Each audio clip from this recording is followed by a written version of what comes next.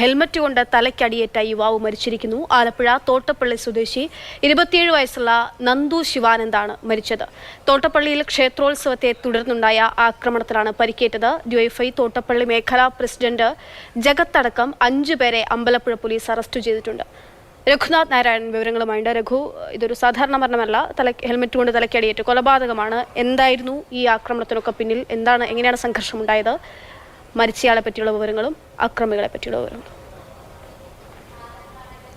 അക്ഷയ്, ഇന്നലെ വൈകുന്നേരമായിരുന്നു ഈ ഒറ്റപ്പന കുരട്ടൂർ ക്ഷേത്രത്തിലെ ഉത്സവത്തിൻ്റെ സമാപനം. അതിൻ്റെ ഭാഗമായി അവിടെ ഒരു പകൽപൂരം പോലത്തെ ആഘോഷങ്ങൾ നടന്നിരുന്നു. ഇതിനിടെ പ്രദേശത്തെ യുവാക്കളുടെ സംഘങ്ങൾ തമ്മിൽ സ്വാഭാവികമായി തന്നെ ഉത്സവപ്പറമ്പിലൊക്കെ ഉണ്ടാകുന്ന രീതിയിൽ ചെറിയ കശപിശയും വാക്കേറ്റവും ഒക്കെ ഉണ്ടായി. അത് അവരവിടെ നിന്ന് പിരിഞ്ഞു പോവുകയും ചെയ്തതാണ്. ഇതിനുശേഷമാണ് ഉത്സവം കഴിഞ്ഞ് ഏകദേശം 9:30 മണിയോടുകൂടി ക്ഷേത്രത്തിന് തൊട്ടടുത്തുള്ള മാതേരി എന്നുള്ള ജംഗ്ഷനിൽ ഈ സംഘങ്ങൾ വീണ്ടും ഒത്തുകൂടുകയും ഇരുവരും തമ്മിൽ വീണ്ടും വാക്കേറ്റമുണ്ടാകുകയും സംഘർഷമുണ്ടാകുകയും ചെയ്തത്.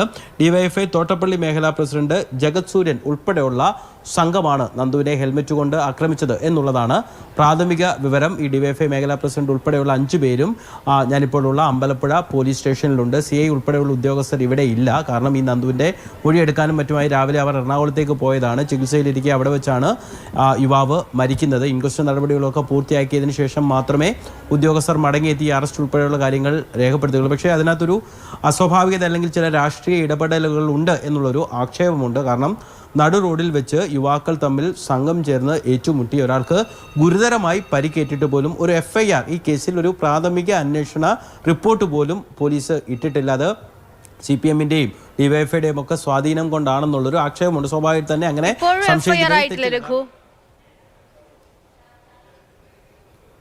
ഇതുവരെ FIR രജിസ്റ്റർ ചെയ്തിട്ടില്ല എന്നുള്ളതാണ് പോലീസ് ഉദ്യോഗസ്ഥർ പറയുന്നത്. ഇത് സംബന്ധിച്ചുള്ള കൂടുതൽ വിവരങ്ങൾ പോലീസ് ഉദ്യോഗസ്ഥർ പുറത്ത് പറയുന്നുമില്ല. ഞാൻ ആദ്യം പറഞ്ഞതുപോലെ തന്നെ CI ഉൾപ്പെടെയുള്ള മുതിർന്ന ഉദ്യോഗസ്ഥർ അവിടെ എറണാകുളത്ത് ഇൻക്വസ്റ്റ് നടപടികൾ ഉൾപ്പെടെയുള്ളതിലേക്ക് ആണ് അവർ ഉള്ളത്. പക്ഷേ ഈ ഇന്നലെ വൈകുന്നേരം, അതായത് 7 മണി 8 മണിയോടുകൂടി നടന്നൊരു സംഘർഷം ഇന്ന് രാവിലെ ഇത്രയും സമയം കഴിഞ്ഞു. 12 മണിക്കൂർ 20 മണിക്കൂർ 24 മണിക്കൂറിനോട് അടുപ്പിക്കുന്നു. അപ്പോൾ സ്വാഭാവികമായി തന്നെ ഒരു സംഘർഷത്തിനെങ്കിലും ഒരു FIR ഇടേണ്ടതായിരുന്നു.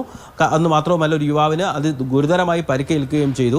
പിന്നീടാണ് നമ്മൾ വകുപ്പുകളൊക്കെ കൂട്ടിച്ചേർക്കുക. ഈ FIR-ലാണ് പിന്നീട് വകുപ്പുകളൊക്കെ കൂട്ടിച്ചേർക്കുക. എന്തായാലും അത്തരത്തിലുള്ളൊരു രാഷ്ട്രീയ ഇടപെടൽ ഉണ്ടായതിൻ്റെ ഭാഗമായിട്ടാണ് ഇത്തരത്തിൽ FIR പോലും ഇടാത്തതെന്നുള്ളൊരു ആക്ഷേപം നിലനിൽക്കുന്നുണ്ട്.